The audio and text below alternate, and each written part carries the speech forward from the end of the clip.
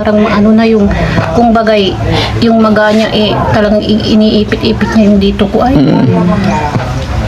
Yun ang mahirap pag ang tao na nagkasakit, mahirap, no? Pupunta ka sa ospital, bibigyan ka lang ng ospital, pain reliever lang parati. Pero deep inside, lumalala ng lumalala hanggang sa mamatay na lang yung pasyente. Sana hindi tayo umabot sa puntong ganun na Ano nga po, Daddy Frankie, para sa mga anak ko po, hindi ko pa kayanin mawala ako sa kanila.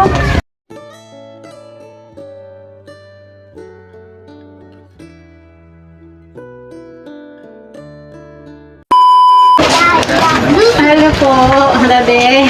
Kumusta? Kakain lang po. Ay, kain po. Kain yung panay ni. Ito po, kumain lang ako ng ganito. Ano ulam? Ayun, nagpabili po. Binili? Gulay. Oh, hindi kayo nagluto. Wala, hindi ako makaano. Mas makatipid pag nagluto. Opo. Kaya lang po, wala, binigay lang. Oh, kumusta pakiramdam ni Nanay Malu? Tama? Opo kayo. Ganito lang, maghapon, ganito. Haduyan lang parate. Opo, kasi pag ganun ko po, kasi masakit dito, nagkakaroon lang po ako. Matigas na yung suso mo, Nay? Opo. At tumigas na. Kasi sa kabila, laylay naman. Laylay. Oh. Ibig sabihin, normal pa. Pero ito, Wala, sugat na. sugat na. Napal, oh. Kaya nagpakita ko sa inyo, may ano naman.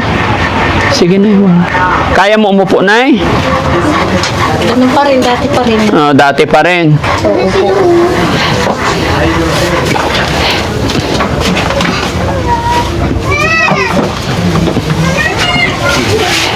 Kailan po kung Pumayat ka na, Nay. Opo. Pumayat na yung kalahati mong katawan, yung binti, pero yung braso mo, palaki ng palaki. Pero yung pakiramdam mo, mapakuha yun. Ano po, yung malakas po. Malakas naman. Okay lang po. Wala kayong dapat ihingi ng pasensya. Okay lang po kami. Kami po pumunta dito para kumustahin po kayo. At kami pumunta hindi para alalahanin nyo kami. Hindi po. Kayo po ang inaalala namin. Kumusta na po kayo? Ganito pa rin, Daddy. Naghihintay pa rin ng tutulong sa akin po. Naghihintay ng Tulong po. Kumusta naman yung yung mula nung nanggaling kami dito, ano na yung update sa paglalakad ng operasyon mo po? Ganun pa rin, hindi ako makabili ng gamot kasi yung hinihintay lang sa resita po. Kulang pa po. Kulang pa. Opo.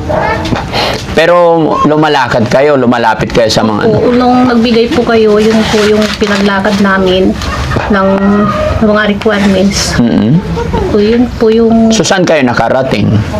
sa ano po, DSWD, sa uwang ko po. Pero every, ang bigay nila, sabi nila sa amin, 3 weeks pa po. Kapag pati sa DSWD, 3 weeks pa rin po. Maghihintay pa rin ako ng bigay nila. Parang bago ako makimo. So ang kailangan talaga sa inyo, chemo, hindi opera. Tama, yes. Chemo. Yun ay nabanggit. Chemo po. Hindi ka ba pwedeng, hindi ba kayo pwedeng humingi kay, kay congressman, congresswoman ng Yun po, recommendation? Si Bibi Arenas po. Oo. Yun po, magbibigay din. Ay, very good. Kailan daw? Ang hilingin nyo sana yung recommendation para sa chemo, para sa doktor, Hindi po, o kaya kay mayor. Ganun. hindi po, rin yun, dahil sa Mayor Idon na rin sa DSWD yun.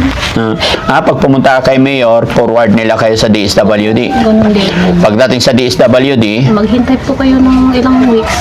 maghihintay daw na ilang week. 3 weeks. 3 weeks. Almost 1 month. Opo. Kaya nahihirapan na po ako.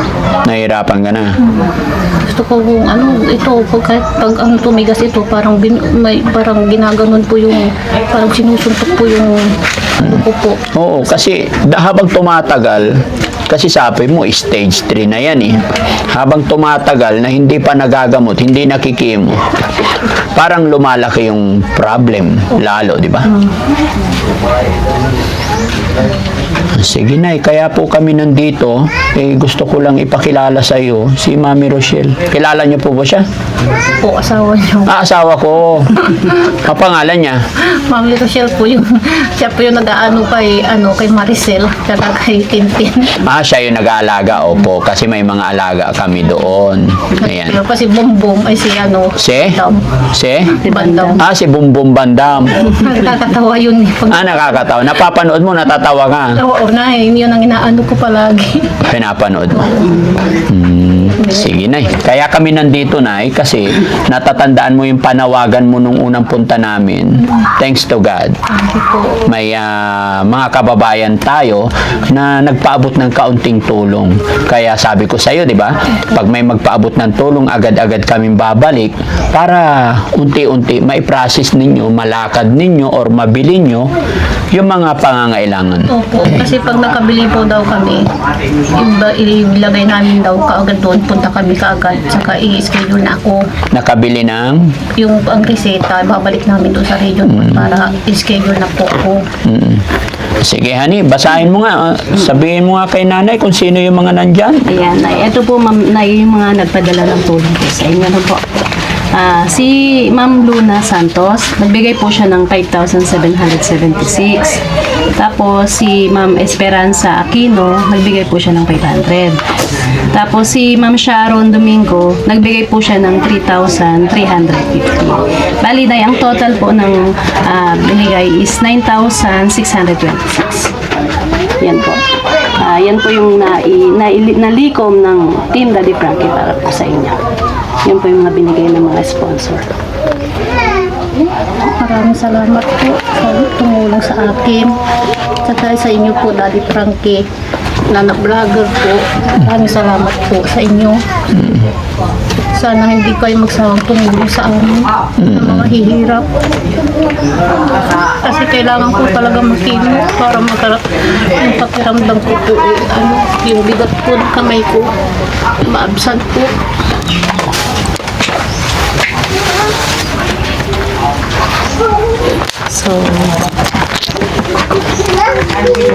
Okay.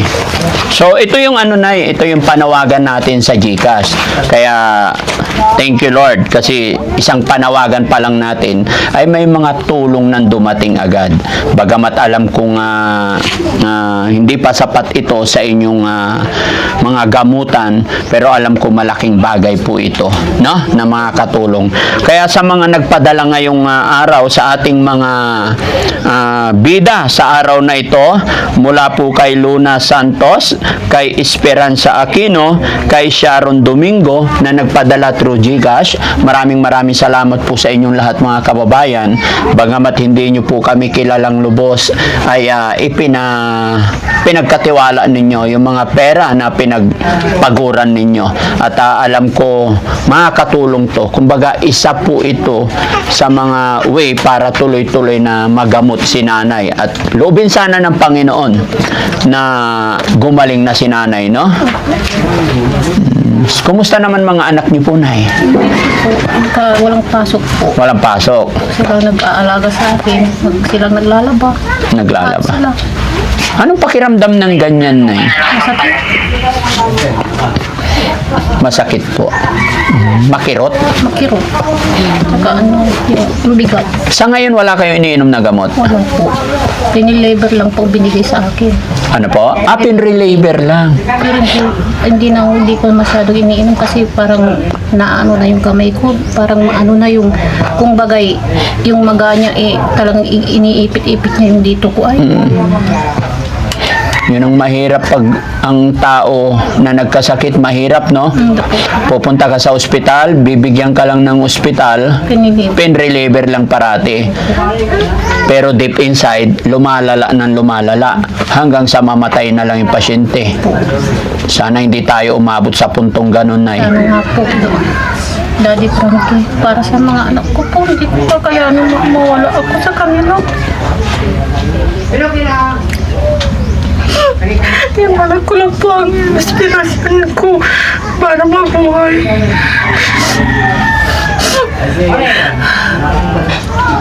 Yung isang anak kong babae, sabi niya sa akin, "Nanay, lakas ang loob mo kasi wala kaming kasama. Paano pag wala ka?" Paano po yun? Hindi, wala na yung mga anak ko. Kawawa naman, walang mag-abgabay. Basta laban lang, Nay, no? Tama, palakasin natin ang loob natin. Pero sana, Nay, no? Habang pinapalakas natin yung loob natin, kausapin mo yung anak mo, mga kapatid mo, na maglakad, humingi ng recommendation kay congressman, kung sino pwedeng lapitan. Mag-follow up po kayo. Kasi yung mga mayor natin, yung mga politics natin, once na kumpleto naman yung mga papeles ninyo, indigent, etc., recommendation ng kailangan, di ba? Tutulong at tutulong yung mga yan. Sabi nga nila, kailangan tayo rin mismo, may mga taong tutulong tayo rin mismo ang gagawa para matulungan din natin yung sarili natin.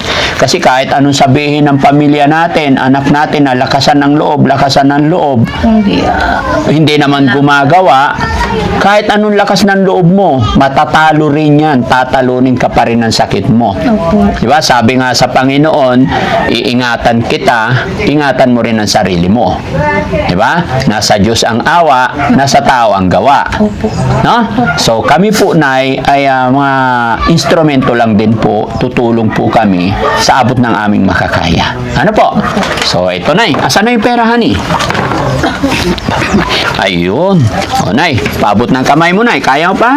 So, Nay, ang total ng matatanggap mo ngayon, 9,626 pesos. Bilangin natin, Nay, para makita rin ng mga sponsor.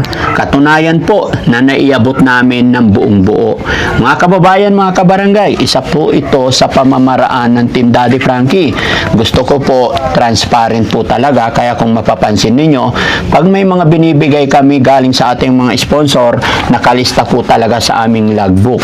Para kahit ilang araw na nakalipas, hindi natin makakaligtaan.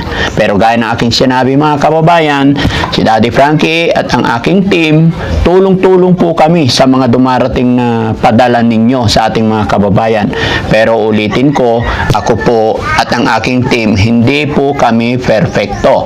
Kaya kung sakali kayo'y nagpadala at hindi pa namin na ibibigay sa mga taong pinagpadalhan nyo, i-message nyo lang po kami ulit para ma-check namin. Ano po? O, Nay, bilangin natin, no? Ulitin ko, 9,626. 1, 2, 3, 4, 5, 6, 7, 8, 9, 10, 11, 12, 13, 14, 15, 16, 17, 18, 19. 19 na tagpa 500 is 9,500. Plus 126. 1 and 20 and 1, 2, 3, 4, 5, 6. Maraming salamat po, Daddy Frankie, sa mga sponsor po na nagbigay. Maraming salamat po. Sana hindi kayo magsawang tumulong sa mga mamahirap po na kagaya ko. Sana po tulungan niyo po kami. Maraming salamat po sa inyo, Daddy Frankie. Madam. Laban lang, Nay, ha? Naalala ko kasi nung maliit pa ako, Nay, alam mo, nung elementary pa lang ako, ganyan din po naging sakit ng auntie ko. Breast cancer. Sa suso nagsimula. Pero sa'yo, sabi mo sa pizza, sa kilikili. Pero kung sa pizza, sa kilikili, bakit na pudpud yung didi mo? Itong September. Nadamay na. Opo, kasi tagal ng pag nagpa-check up ka doon kasi puro 1 week, puro kasi yung schedule hindi ka agad-agad. Hanggang yun ang mahirap sa gobyerno, no? Pupunta ka doon na masama ang pakiramdam, schedule pa nila. So hindi kagaya ng private, halimbawa ngayon pinaano nila, ipa-private mo kung may pera agad. Ngayon wala ako talagang pera, kaya ginawan ko ng paraan na hintay na lang po. Kaya lang, nung dumating yung schedule mo, napudpud na yung didi. Tinakpan na lang. Tinakpan ko na lang. Ako na lang po naglilinis ng bayabas. Kada umaga at hapon Mm. po. Kailangan linisin, tapos palitan ng bulak. Po. Sige. Ano lang po. So, sana na makatulong sa inyo yan. Po, Daddy Frankie. I-bless sana ni Lord yung perang yan para maumpisahan na yung gamutan mo, ano? Muli po mga kababayan, salamat po sa ating mga butiing sponsor from Luna Santos, Esperanza Aquino, and Sharon Domingo. Sana po hindi kayo magsawa, ano? At sana i-bless po kayo ni Lord para mas makatulong pa kayo sa ating mga kababayan. Honey? Yes po, maraming salamat sa nagpadala kay Nanay Malu. Napakalaking tulong po para sa kanya yan. At kung sino pa po ang gusto magpadala, open lang po ang Team Daddy Frankie sa pag-check kung sino pa po yung gusto magpadala. Maraming salamat po. Ayun. Ingat po kayong lahat. At syempre mga kababayan, sa mga bago pa lang na makakapanood sa bidyong ito or sa sitwasyon ni nanay, wala pong asawa kasi si nanay. Maaga po namatay ang asawa ni nanay. Kaya ganun na lang po kahirap. Ganun na lang ka-hard yung sitwasyon na pinaglalabanan ni nanay. Tanging kapatid niya ang tumutulong sa kanya sa kanilang mga lakarin. At alam nyo naman na napakahirap po yung sitwasyon sa government hospital. Ayun nga sabi ni nanay, nung dumating yung schedule na ibinigay sa kanya, is medyo lumala na lalo yung sakit niya. No? Pero sure ka na sa pizza lang talaga galing yun. Kasi ano po, kulani po ito na kala ko nga lang kulani lang ngayon. Wala ka namang naramdaman kundi kahit anihin mo parang bukol talaga. Yun na ang nag-umpisahan. Hanggang umano na yung didi ko talagang nanigas. Naniga. Yun daw ang umpisa ng mga cancer. Kaya pag may kay sa kilikili, huwag niyong baliwalain po. Kasi yun po ang dahilan ng umpisa ng po. Sige na, pwedeng sabihan mo yung mga kapwa mo babae regarding sa'yo para maging aware po sila. Nananawagan po ako sa kapwa ko babae na kung may bukol po kayo sa kilikili, huwag niyong baliwalain kahit na maliit man lang yan. Kung hindi masakit, talaga niyo po ang umpisa ng cancer. Yun po ang sabi ng doktor sa akin doon. Ako po ay hindi ko naman po pinabayaan. Ang akala ko po lang pigsa lang po. Pero nag-antibiotic din ako. Yung pala hindi kumpronta kahit anong gawin ko pang antibiotic, hindi kumagaling ang sugat. Yung pala ay cancer na. Kaya sana po tingnan nyo po yung mga suso nyo, mga kilikili nyo kung may bukol, magpa-check na lang po kayo para maagapan po. Maraming salamat po sa inyo. Yan. So, yun, mga kababayan, mga kabarangay. Maraming salamat po. Walang anuhan po. Thank you kay Lord. Thank you, Lord. Lahat ng blessing kung ano man dumarating na huwag natin kakalimutan magpasalamat at magdasal, no? Every day, magdasal lang tayo. Walang imposible. Siya ang gagawa ng paraan lagi, no? Okay. Po, Daddy Frankie. So, yun mga kababayan, mga kabarangay, maraming salamat pong muli sa inyong lahat, no? Ako'y hindi magsasawang mag-thank you, lalong-lalo na sa mga kababayan natin nagpadala ng kanilang tulong pinansyal sa araw na ito. Nani? Yes, yun nga guys, sinabi ko, papasalamat din po ako yan sa lahat ng sumusuporta sa Team Daddy Frankie at wag po sana kayo magsasawa dahil sa gantong paraan dito namin ibibigay lahat ng tulong namin sa mga kababayan natin. Yan. Bye-bye po! Thank you so much!